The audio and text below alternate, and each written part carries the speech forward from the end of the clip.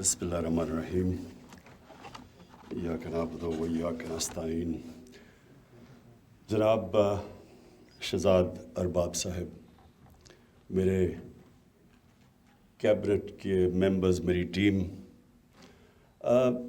میں سب سے پہلے تو شہزاد آپ کو اس کے لیے، اس ایفرٹ کے لیے آپ کو اپریشیٹ کرنا چاہتا ہوں کہ بہت ضروری تھا کہ ہم آخری 2 سال اپنے آپ کو پش کریں اور اپنے لیے کلیئر ٹارگٹ سیٹ کریں اور ان ٹارگٹس کو اچیو کرنے کے لیے پھر کوارٹرلی اس کو مانیٹر کریں، کیونکہ یہ اب 1 سال سب سے زیادہ امپورٹنٹ ہے، یہ جو اب سے لے کے 18 اگست 2022 تک ہے، اور اس کے بعد اگر یہ سال کے اندر ہم نے اپنے ٹارگٹس کی طرف چلے گئے تو وہ آٹومیٹکلی وہ سال میں ہم اچیو کر جائیں گے جو آخری سال ہے۔ میں کیونکہ آپ میری ٹیم ہے، کیبنٹ میری ٹیم ہے، تو میری پہلی جو ٹیم تھی وہ کرکٹ کی تھی اور مجھے اس سے بڑے انٹرسٹنگ مجھے اس کا تجربہ ہوا، تو وہ میں دیکھتا ہوں، میں آپ کی اپنی کیبنٹ کی میٹنگز بھی دیکھتا ہوں، آپ کی کیبنٹ کی پرفارمنسز بھی دیکھتا ہوں، ممبرز کو بھی دیکھتا ہوں، تو یہ میرے لیے بڑا انٹرسٹنگ رہا، کیونکہ میں ٹیم کے اندر جو اصول ہوتے ہیں وہ کسی بھی ٹیم آپ کی ہو اس کے اندر وہی پرنسپل سیٹ ہوتے ہیں۔ تو میں نے اپنی جب کرکٹ کی ٹیم میں 10 سال میں کیپٹن رہا تو میں نے پلیئرز کو آتے دیکھا اور پھر ان کی ایولیوشن دیکھی ٹیم کے اندر، تو میں نے دو ٹائپ کھلاڑی دیکھے۔ ایک کھلاڑی ہوتا تھا جس میں بہت ٹیلنٹ تھا اور بڑے ٹیلنٹڈ، اور اللہ نے اس ملک میں ٹیلنٹ ہی بہت دیا، بڑے ٹیلنٹڈ کھلاڑی تھے، اور وہ جب ٹیم میں آتے تھے تو وہ جب ان کو کامیابی ملتی تھی تو وہ ادھر ہی رہ جاتے تھے، کیونکہ میں نے ریئلائز کیا کہ ان کی ایسپریشنز اس سے زیادہ تھی نہیں۔ ان کی ایسپریشن یہ تھی کہ بس ٹیم میں آ جاؤں، میرا نام ہو جائے، دنیا مجھے جاننا شروع ہو جائے، اور ایک ٹیسٹ کرکٹر ہوتے ہوئے بینیفٹس مل جائیں، اور بس وہ ادھر ہی رک جاتے تھے۔ جو میں نے اپنی زندگی میں، اپنی یہ جو 10 سالوں میں پلیئرز کو کامیاب ہوتے دیکھا اور پرفارم کرتے دیکھا، وہ ہمیشہ وہ کھلاڑی تھے جن میں ٹیلنٹ بھی اتنا زیادہ نہیں ہوتا تھا، لیکن ان کی ایسپریشنز بہت زیادہ ہوتی تھی، وہ اپنے آپ کو پش کرتے تھے، وہ کانسٹنٹلی انوویٹ کر رہے ہوتے تھے، یعنی نئی چیزیں سوچ رہے ہوتے تھے، اور ہمیشہ وہ کھلاڑی آگے نکل جاتے تھے، اور ٹیم وہ کامیاب ہوتی تھی جو سارا وقت اپنی ایویلیویشن کرتی تھی۔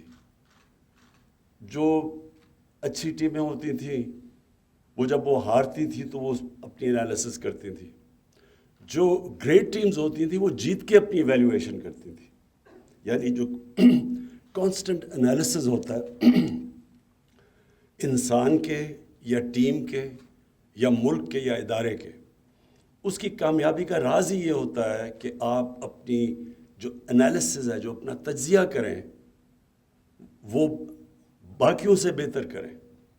جو تعلیم ہے، جو یونیورسٹی ایجوکیشن ہے، وہ سب سے زیادہ سکھاتی کیا ہے؟ وہ آپ کی ایبلٹی ٹو ایویلیویٹ کرنا سکھاتی ہے، ٹو اینالائز۔ یہ جو انالیسز ہے یہ بہت امپورٹنٹ ہوتا ہے۔ یہ جو آج ٹارگٹس آپ نے خود ہی طے کیے اور جن کی ہم ایویلیویشن کریں گے، جو منسٹرز ہیں جنہوں نے جو انشاءاللہ بڑا اپنا نام بنائیں گے، وہ اپنے ٹارگٹس کو ایکسیڈ کریں گے، اور یہ اپنی ٹیم کے لیے ایک اور میں چیز کہنا چاہتا ہوں کہ دیکھیں، ہم ریئلائز نہیں کرتے کہ اللہ نے ہمیں کتنا پوٹینشیل دیا۔ اب میں اپنی بیوروکریٹس کی ٹیم کو بھی کہہ رہا ہوں اور اپنی جو کیبنٹ ممبرز ہیں ان کو بھی کہہ رہا ہوں، انسان ہمیشہ اپنے آپ کو انڈر ایسٹیمیٹ کرتا ہے۔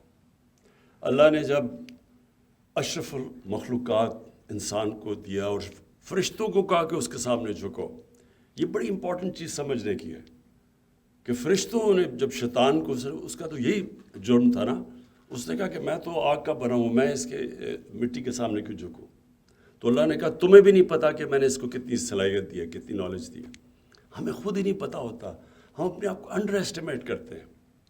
ہم اپنے ٹارگٹ سے بڑے لو سیٹ کرتے ہیں، اور پھر جب مشکل وقت آتی ہے ہم ہار جلدی مان جاتے ہیں، ہم ہار مان جاتے ہیں کہ جی ہو ہی نہیں سکتا۔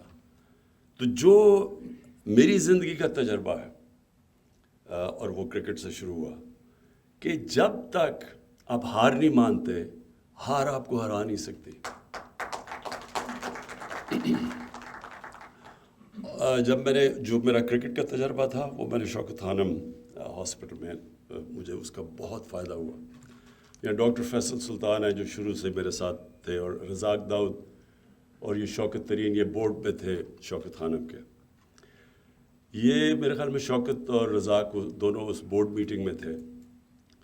ہم نے جب سارے لاہور کے ٹاپ ڈاکٹرز کو بلایا، کہ 3 سال ہم کوشش کرتے رہے، میں کوشش کرتا رہا، سمجھ ہی نہ آئے کہ ہم شروع کدھر سے کریں کینسر ہاسپٹل بنانا۔ تو ہم نے لاہور کے ٹاپ ڈاکٹرز کو بٹھایا، ان سے ہم نے ڈسکشن کی، بتایا کہ یہ میرا ویژن ہے، یہ میں ہاسپٹل بنانا چاہتا ہوں، کینسر کا ہاسپٹل، اور غریبوں کے لیے مفت علاج کرنا چاہتا ہوں۔ تو مجھے ابھی بھی یاد ہے وہ 20 ڈاکٹرز تھے، 19 نے کہا کہ نہیں بن سکتا۔ مجھے ابھی بھی یاد ہے رزاق کی شکل کے اوپر کیا ہوا اور شوکت ترین کے اوپر کیا گزری، جب 19 نے کہا نہیں بن سکتا۔ ایک نے کہا کہ بن جائے گا، لیکن آپ غریبوں کا کینسر کا مفت علاج نہیں کر سکتے۔ اور پہلی بورڈ میٹنگ ہوئی، وہ بھی یہ دونوں کو پتہ ہوگا، اس کو دونوں کو، شوکت کو اور رزاق کو، ہم نے ایک باہر سے لے کے آئے، ایک امریکن تھا CEO جس کو ہم نے ہائر کیا، کیونکہ وہ اسپیشلسٹ کینسر کا جو ہاسپٹل وہ بنانا، سارے کہتے تھے اتنا مشکل ہے کیونکہ اس پہ بڑی کیپٹل انٹینسو، یعنی اکوپمنٹ بڑی مہنگی ہوتی ہے، چلانا بڑا مشکل ہوتا ہے، تو پاکستان میں ایکسپرٹیز نہیں تھی۔ اس نے، مجھے ابھی یاد ہے، پہلی بورڈ میٹنگ میں اس نے کہا کہ اگر آپ نے 5% سے زیادہ مریضوں کا مفت علاج کرنے کی کوشش کی، یہ ہاسپٹل 3 مہینے میں بند ہو جائے گا۔ تو وہ تو چلا گیا 3 مہینے کے بعد، اور ہاسپٹل آج دنیا کے اندر، یہ میں آپ کو بتانا چاہتا ہوں کہ اس کی کوئی مثال نہیں ہے، کہ جو 70 کروڑ میں ہاسپٹل بنا تھا، 70 کروڑ میں بنا تھا وہ ہاسپٹل، آج ہم 9 ارب روپیہ صرف ہر سال غریب مریضوں کے مفت علاج پہ خرچ کرتے ہیں، 9 ارب روپیہ۔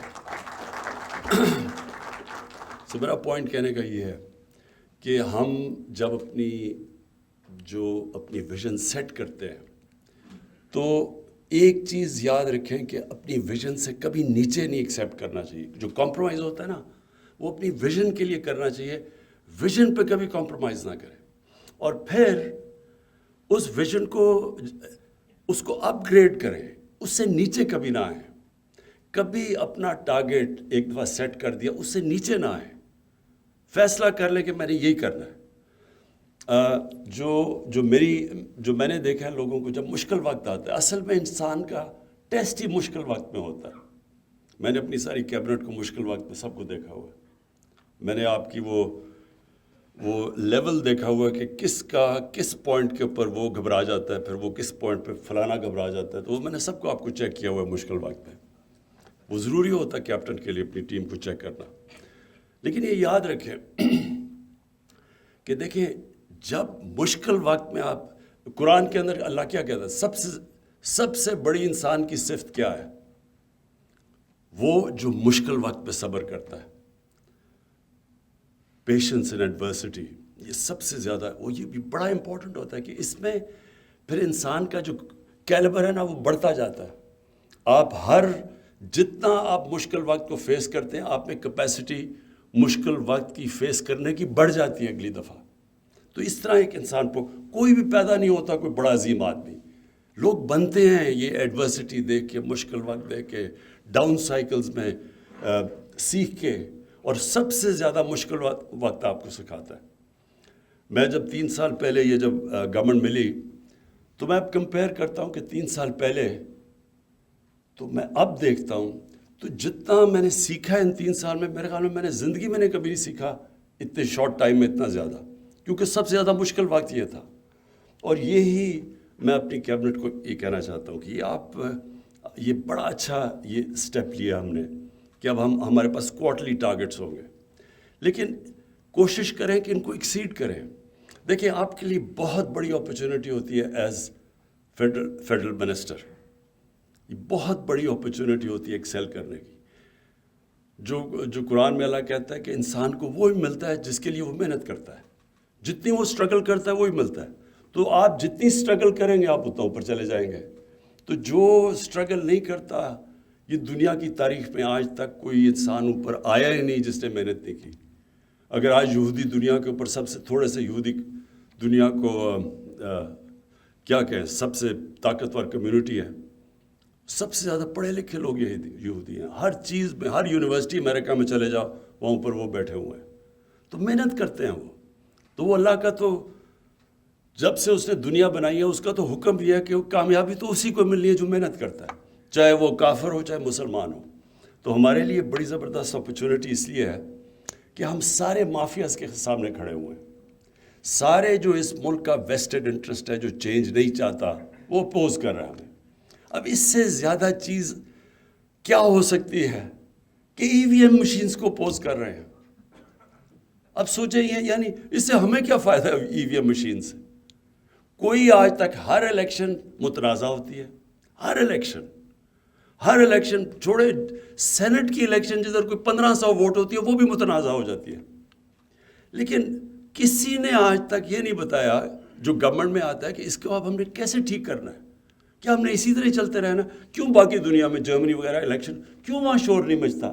پہلی دفعہ امریکہ میں نے دیکھا تھا شور مچا، اور وہ بھی کیونکہ ان کا سسٹم اتنا ٹھیک تھا، ایک دم ختم ہو گیا۔ یہاں ہر 1970 کے بعد ہر الیکشن میں کوئی جو ہارتا وہ کہتا دھاندلی ہو گئی۔ اب ہم ایک سسٹم لے کے آ رہے ہیں جو کہ بڑا آبویس ہے کہ یہ اگر جتنے بھی پاکستان کے مسئلے ہیں وہ حل کر دے گا ای وی ایم۔ اب اس کے اوپر کیسے کوئی ایکسیپٹ نہیں کر سکتا، سوائے اس کے کہ وہ لوگ جو ایک کرپٹ سسٹم سے بینیفٹ کر رہے ہیں وہ اس کو اپوز کر رہے ہیں۔ یہ کسی کو فائدہ تو پہنچا ہی نہیں سکتا۔ یہ تو بڑا سمپل چیز ہے کہ الیکشن ہوا، بٹن پریس کیا، رزلٹ آ گیا، اور سارے پرابلمز ہمارے الیکشن پولنگ کلوز کرتے ہیں اس کے بعد آتے ہیں سارے پرابلمز۔ لیکن اگر اس کو اپوز کر رہے ہیں تو آپ سمجھ جائیں کہ ہمارا یہ چیلنج کتنا بڑا ہے۔ یہ جو لوگ یہ اس ملک میں کون ہیں جو اس ملک کو چینج نہیں ہونے دیتے؟ یہ چھوٹا سا ویسٹڈ انٹرسٹ ہے، یہ تھوڑے سے لوگ ہیں، یہ بینیفٹ کر بیٹھے ہیں اس کرپٹ سسٹم سے، اور وہ سب سے بڑے ہمارے دشمن ہیں۔ تو اس لیے آپ کی بہت بڑی ذمہ داری ہے، اور یہ جو آخری 2 سال ہیں یہ کرٹیکل ہے ہمارے لیے، کیونکہ ہم نے بیسکلی پہلا سال تو سروائیو کیا ہم نے، دوسرے سال میں یہ جو ہم نے چیلنجز لیے، یعنی ایک طرف اکانومی سنبھال لی ہے، دوسری طرف کرونا آ گیا، اور جس طرح وہ ہینڈل کیا گیا، میرے نہیں خیال میں کہ ہم نے وہ کریڈٹ لیا ہے جس طرح ہم نے کووڈ-19 کو جس طرح ہم نے فیس کیا ہے۔ میں نہیں سمجھتا کہ ہم نے پوری طرح ہماری گورنمنٹ نے اس کا صحیح بارے میں اپریشیٹ کیا کہ کس طرح کی کتنے مشکل فیصلے تھے، کتنا پرابلم تھا یہ جو بیلنس کرنا ہے 2 مشکل راستے میں، لوگوں کی جانیں بھی بچانی ہے، اکانومی بچانی ہے، اور اس میں پھر جو چیلنجز تھے۔ تو ہم نے بڑی مشکل وقت سے نکل کے یہاں آئے ہیں۔ اب انشاءاللہ ہمارا ٹائم ہے کہ ہم یہ سال پوری محنت کر لیں، تو انشاءاللہ یہ ہم ادھر پہنچ جائیں گے کہ آپ کو جو لوگ کہتے ہیں نا جی میرے حلقے کے لیے ایم این اے کہتا ہے جی مجھے پیسے دو، ڈیولپمنٹ فنڈ اگر نہیں ملے تو میں ہار جاؤں گا۔ کبھی آپ ڈیولپمنٹ فنڈ سے نہیں جیتیں گے، آپ گورنمنٹ کی پرفارمنس سے انشاءاللہ ہم جیتیں گے۔ اور میں اپنے جو ہمارے صوبے ہیں کے پی اور پنجاب میں، اور اب تو گلگت بلتستان اور آزاد کشمیر، لیکن جو اصل بیٹل ہے وہ اس وقت پنجاب کی ہے۔ اور پنجاب میں لوگ بڑے یہ کہتے ہیں کہ جی دیکھیں آپ نے بڑے چینجز کر دیتے ہیں، یہ آپ فریکوینٹ چینجز ہیں۔ چینجز کا کوئی آخر میں یاد نہیں رکھے گا آپ نے چینجز کتنے کیے۔